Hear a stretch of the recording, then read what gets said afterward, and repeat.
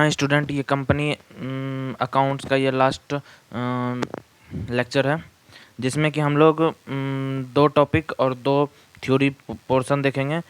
ये तो over subscription और प्रो डाटा वाला सिचुएशन हम लोग देख चुके थे, लेकिन फिर से आज देखेंगे। तो एक तो ये देखेंगे और दूसरा एक कंसिडरेशन अदर देन कैश देखेंगे। तो ये दोनों का हम लोग को देखना, और ये राइट शेयर और स्वेट इक्विटी शेयर हम लोग को देखना, और आज का ये कंपनी अकाउंट कंप्लीट हो जाएगा। तो बेसिकली आपका ये डाउट हो सकता है कि पहले for feature and re issue पहले काहे ले लिए, कल लेक्चर क्यों लिए, फिर ये सब ले रहे हैं। तो बेसिकली ये for feature and re issue जो है कॉल्स इन एरियर से रिलेटेड है, तो इस कारण से हम पहले उसको लिए, फिर यहाँ पे इसको ले रहे हैं। तो चलिए आज का लेक्चर को हम स्टार्ट करते हैं। तो over subscription and pro data क्या है कि कोई अमाउंट, जैसे कि हमको इशू करना है 2 लाख रुपया का हमको शेयर इशू करना है, लेकिन हम रिसीव कर लिए 3 लाख। तो इसको जो है तो ये क्या हो गया, ओवर सब्सक्रिप्शन ये नॉर्मल हो गया। अब इसके बाद का जो प्रोसेस हम करेंगे उसी को प्रोराटा बोलते हैं। तो इसके बाद मेरे पास 2 सिचुएशन बनता है, या तो हम पूरा रिफंड कर दें, ठीक, या तो हम एडजस्ट कर लें अलॉटमेंट पे या कॉल मनी पे। तो यही जो एडजस्टमेंट और रिफंड का प्रोसेस है ना, इसी को हम लोग प्रोराटा बोलेंगे। तो चलिए हम इसका थ्योरी देख लेते हैं। Share allotted pro rata when the total number of share requested to less than the total number of share available। तो जो भी जितना भी हमको रिसीव हुआ है उससे कम हमको रिक्वायर्ड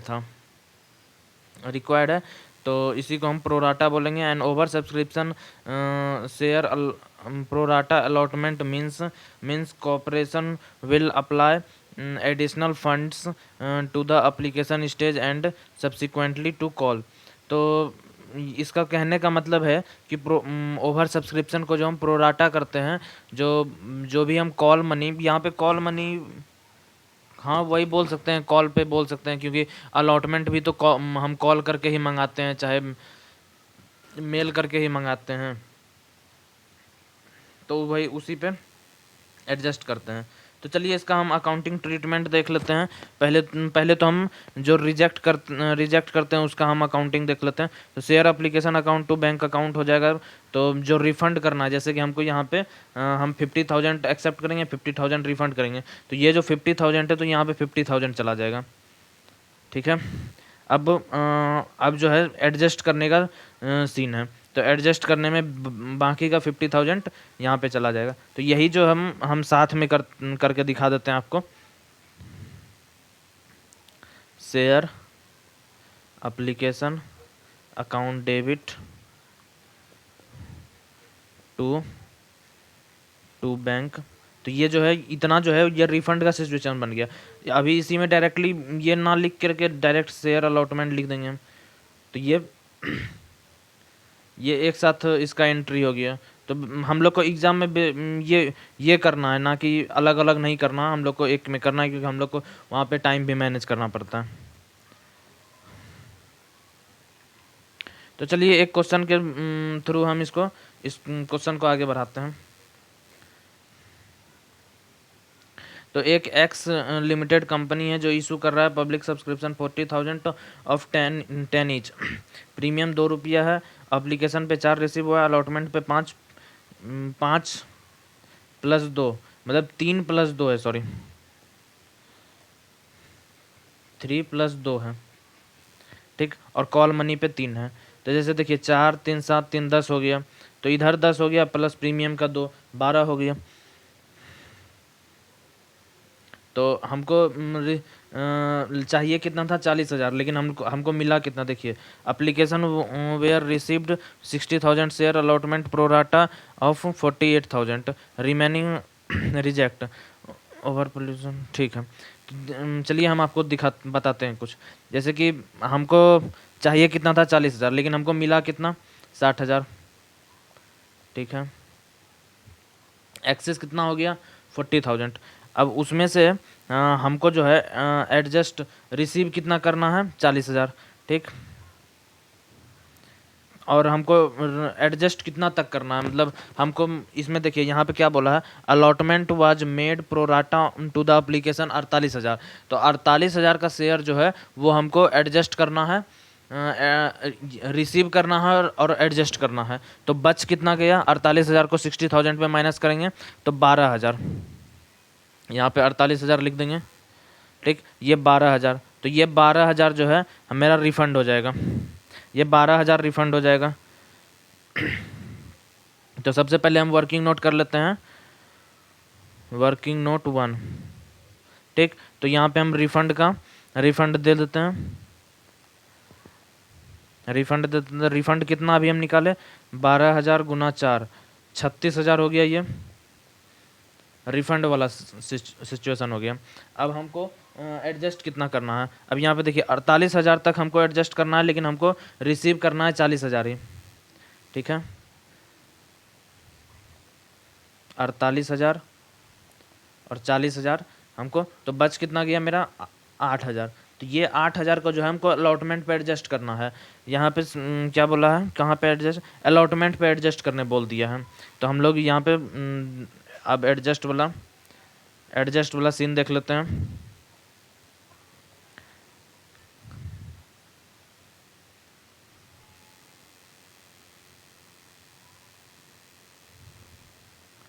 एक मिनट,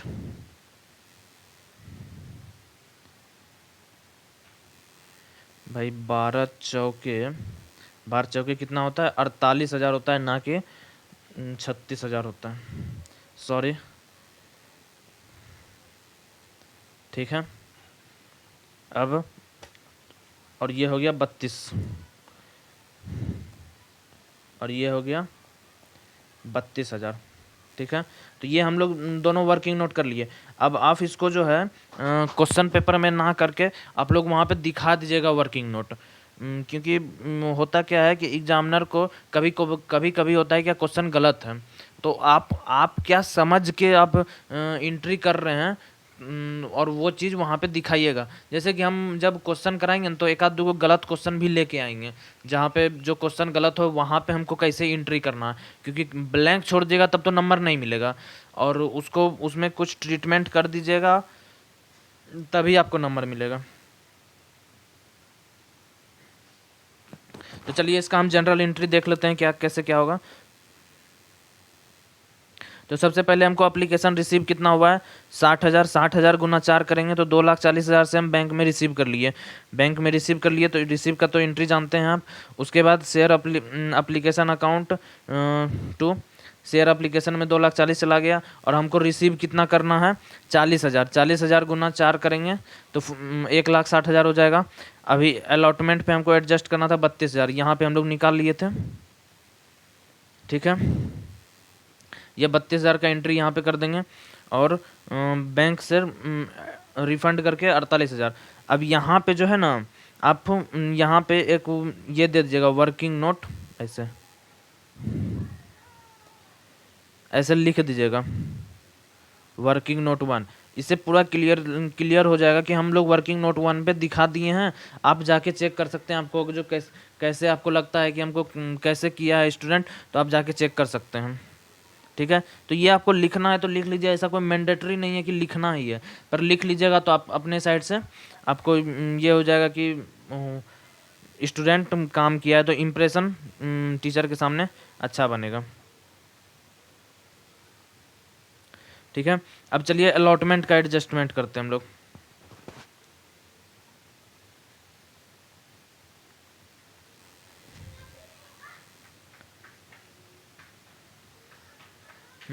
तो अलॉटमेंट पे हमको कितना, 40,000 से रिसीव करना है, 40,000 गुना 5, तो 2,00,000 से हमको शेयर अलॉटमेंट पे से एंट्री करना है, तो शेयर अलॉटमेंट पे चला जाएगा। प्रीमियम कितना है, 80,000। ये सारा एंट्री तो नॉर्मल है, ये आप कर लीजिएगा।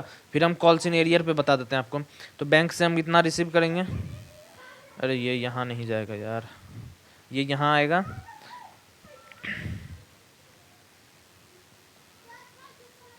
ठीक है। ये बैंक अकाउंट डेबिट हो जाएगा इतना। अब हम बताते हैं इतना काहे हुआ, क्योंकि देखिए ये 32,000 जो है, ये 32,000 तो हमको रिसीव हो गया है एप्लीकेशन के टाइम पे ही। तो जब एप्लीकेशन पे के टाइम पे रिसीव हो गया है, तो फिर अब दोबारा हम रिसीव क्यों करेंगे? तो इसी के कारण बैंक यहाँ पे 1,68,000 से रिसीव किए। लेकिन आपको ड्यू जो करना है, आपको पूरा अमाउंट पूरा ड्यू करना है। अबे यार ये क्या हो गया?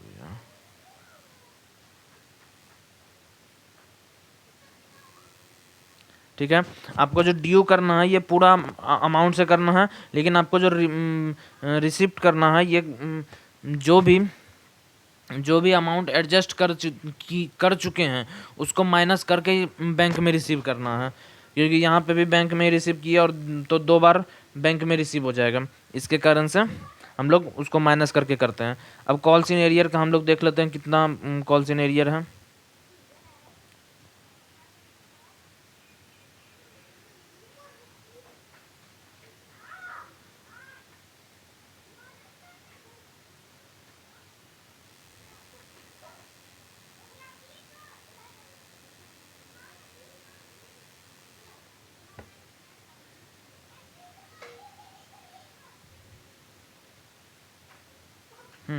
तो देखिए यहाँ पे कि 1600 का जो अमाउंट है वो फेल्ड किया है, वो allotment money and call money whose. और दूसरा जो है वो 2000 का, एक जो है 1600 का फेल किया है allotment and call money, allotment money. ठीक है, और दूसरा 2000 से फेल किया है allotted fails to call money. ठीक है, और उसके बाद फॉरफिटेड करना है। चलिए ठीक है, समझ गए।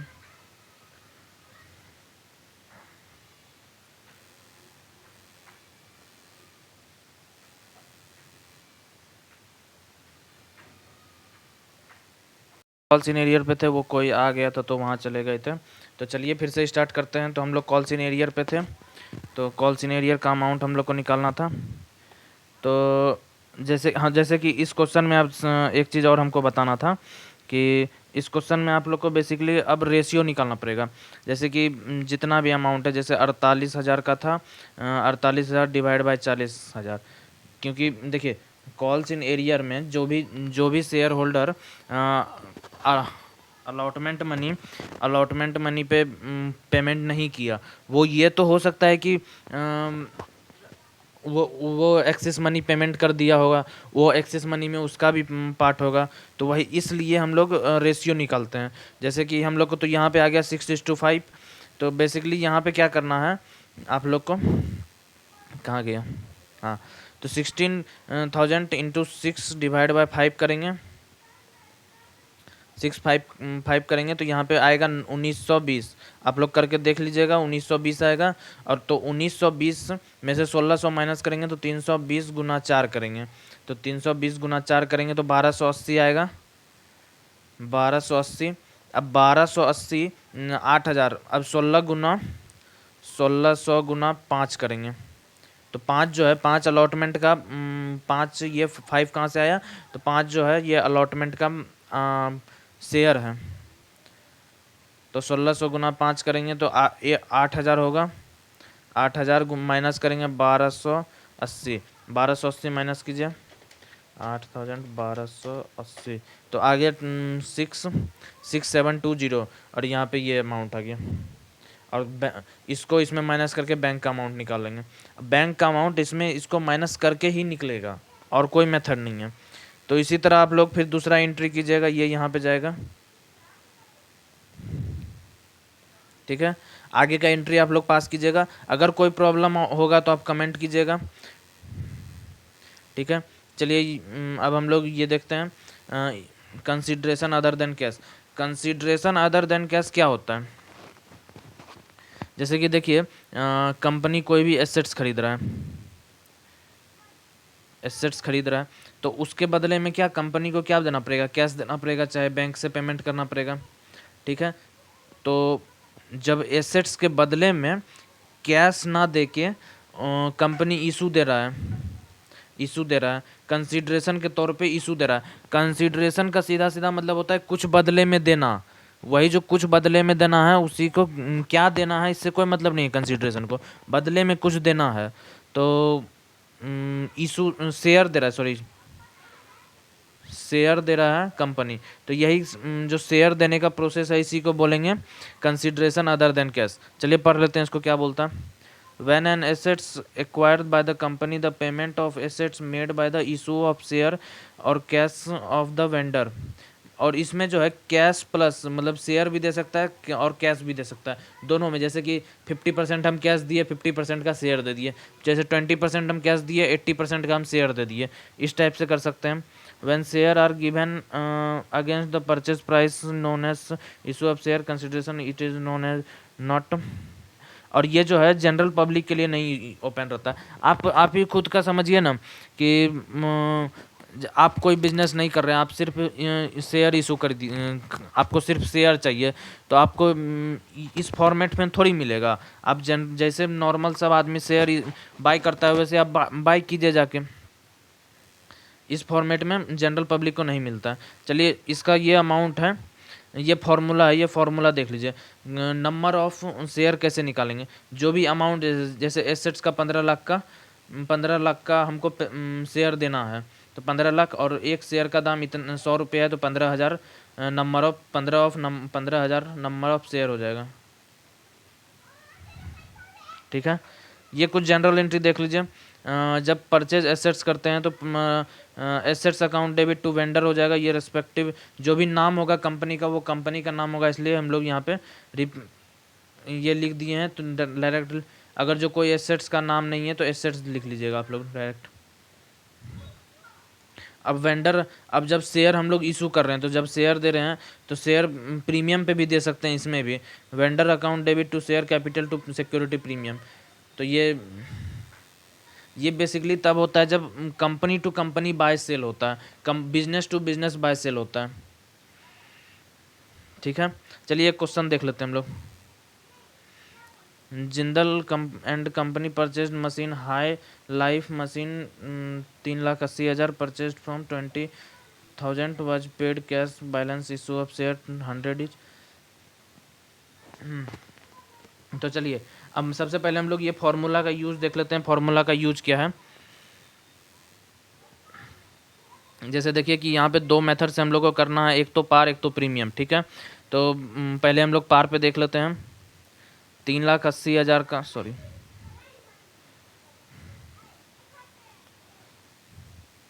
3,80,000 का मेरे पास शेयर है। ठीक है, और पार पे हमको बाय करना है तो डिवाइड कर देंगे 10 से।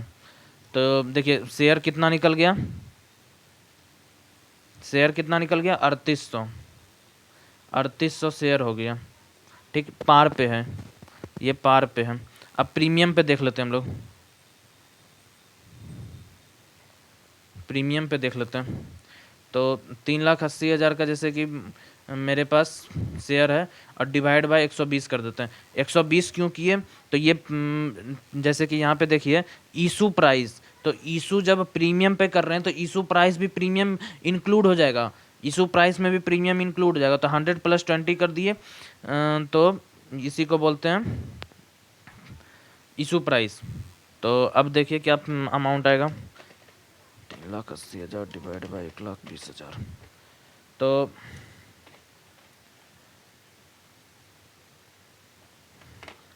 तो ये आ गया 3,167 ये अमाउंट आ गया, इशू का अमाउंट आ गया। ठीक, चलिए इसका जनरल एंट्री कर लेते हैं हम लोग। तो देख लीजिए, एक मिनट, सॉरी, अरे नहीं ये ऐसे नहीं होगा, थोड़ा गलती हो गया हमसे।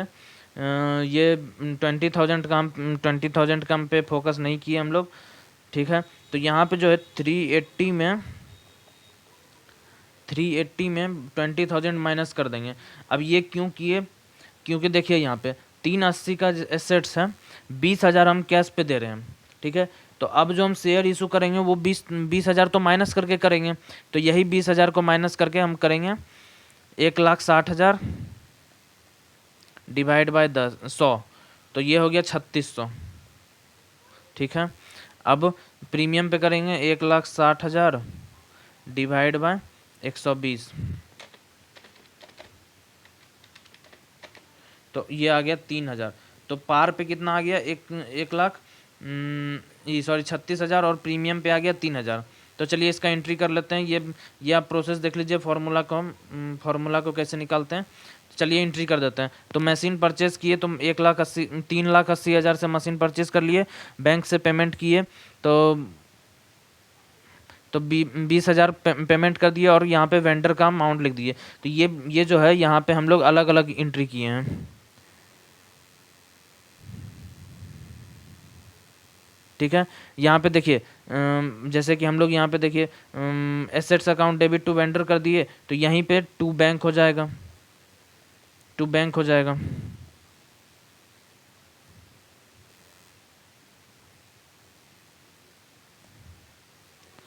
To bank account. चलिए फिर दूसरा एंट्री देख लेते हैं इसका हम लोग।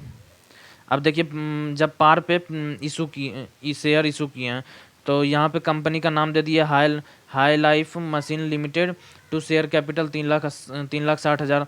ठीक है, अब यहाँ पे देख लेते हैं हाई लाइफ लिमिटेड, ये प्रीमियम के केस में है, वो पार के केस में है। पार के केस में तो सिंपल है, जो मशीन का कंपनी का नाम देना है और शेयर कैपिटल। यहाँ पे वेंडर पे कोई ह्यूमन बींग भी हो सकता है, क्योंकि सोल प्रोप्राइटर बिजनेस भी होता है। ठीक है, तो कोई ह्यूमन बींग से भी रिलेटेड हो सकता है, कोई कंपनी भी हो सकता है, कोई पब्लिक कंपनी भी हो सकता है, प्राइवेट कंपनी भी हो सकता है, गवर्नमेंट कंपनी भी हो सकता है, मतलब जितना टाइप का बिजनेस हो सकता है वो सारा हो सकता है। ठीक है, अब प्रीमियम पे देखते हैं, वही चीज़ इसमें भी करना है। कंपनी का नाम डेबिट में करेंगे, to share capital to security premium. ये रिजर्व नहीं लिखना है, सिर्फ सिक्योरिटी प्रीमियम लिखना है। ठीक है,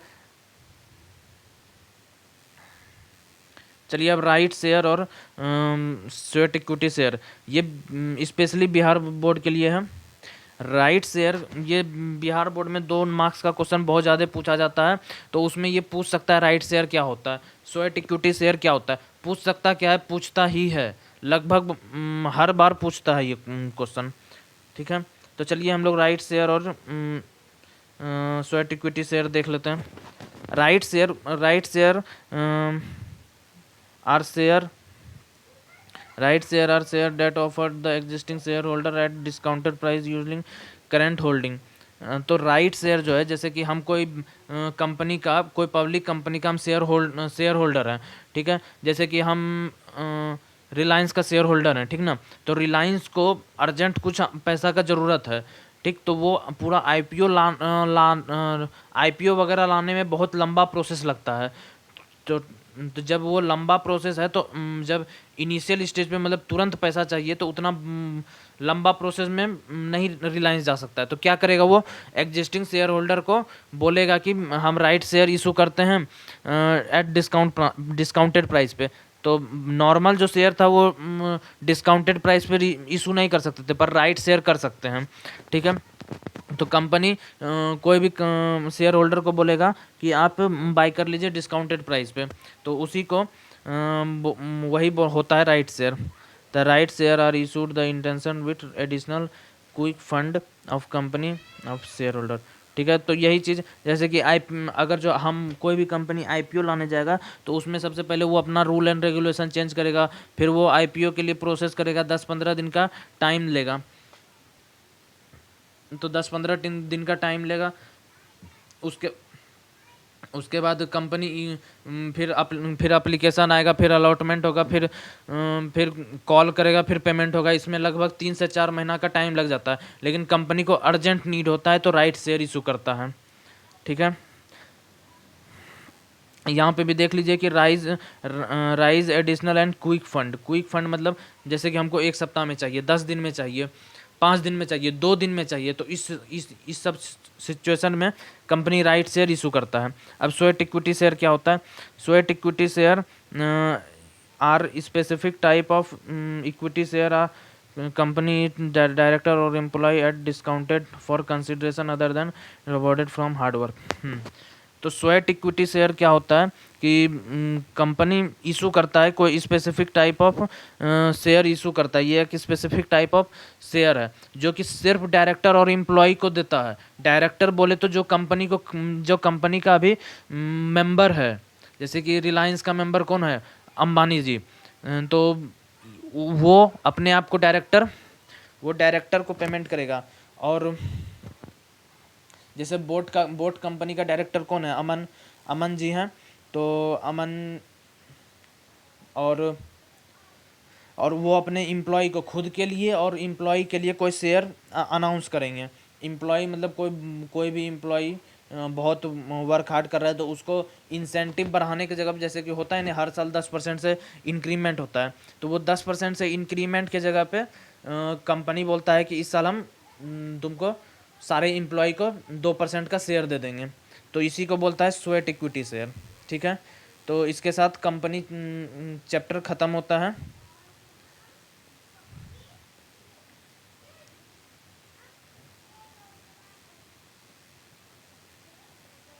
तो कंपनी चैप्टर इसी के साथ कंप्लीट होता है।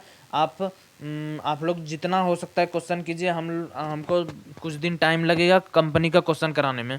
लगभग 10 से 15 दिन के बाद हम इन कंपनी का क्वेश्चन कराएंगे। उसका रीज़न है 10 से 15 दिन बाद कराने का, क्योंकि आप लोग पूरी तरह रेडी हो जाइए अपना क्वेश्चन करके। आप लोग जितना अपना क्वेश्चन कर लीजिएगा उतना ज़्यादा मेरा क्वेश्चन समझ आएगा आप लोग को। कुछ उस समय आपको कोई प्रॉब्लम होगा तो प्रॉब्लम पूछ सकते हैं। ठीक है, तो जल्दी से जल्दी जाके अपना सारा स्टूडेंट अपना जो भी आपके पास स्टडी मटेरियल है, आपको कौन सा स्टडी मटेरियल चाहिए, हम इसका वीडियो बना के डाल चुके हैं, आप लोग जाके देख लीजिए। और आपको कोई प्रॉब्लम हो रहा है आप मेरे व्हाट्सएप नंबर पे मैसेज कीजिए।